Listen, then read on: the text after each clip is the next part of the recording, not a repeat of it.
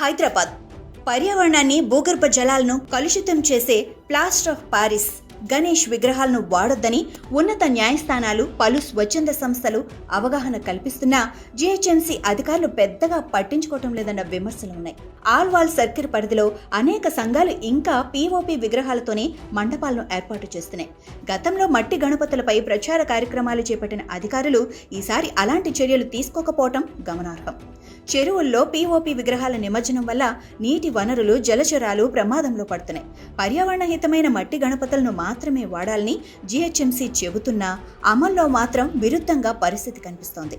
హైదరాబాద్ పర్యావరణాన్ని, భూగర్భ జలాలను కలుషితం చేసే ప్లాస్టర్ ఆఫ్ పారిస్ గణేష్ విగ్రహాలను వాడొద్దని ఉన్నత న్యాయస్థానాలు, పలు స్వచ్ఛంద సంస్థలు అవగాహన కల్పిస్తున్నా జీహెచ్ఎంసీ అధికారులు పెద్దగా పట్టించుకోవటం లేదన్న విమర్శలు ఉన్నాయి. ఆల్వాల్ సర్కిల్ పరిధిలో అనేక సంఘాలు ఇంకా పీఓపీ విగ్రహాలతోనే మండపాలను ఏర్పాటు చేస్తున్నాయి. గతంలో మట్టి గణపతులపై ప్రచార కార్యక్రమాలు చేపట్టిన అధికారులు ఈసారి అలాంటి చర్యలు తీసుకోకపోవటం గమనార్హం. చెరువుల్లో పీఓపీ విగ్రహాల నిమజ్జనం వల్ల నీటి వనరులు, జలచరాలు ప్రమాదంలో పడుతున్నాయి. పర్యావరణ హితమైన మట్టి గణపతులను మాత్రమే వాడాలని జీహెచ్ఎంసీ చెబుతున్నా అమల్లో మాత్రం విరుద్ధంగా పరిస్థితి కనిపిస్తోంది.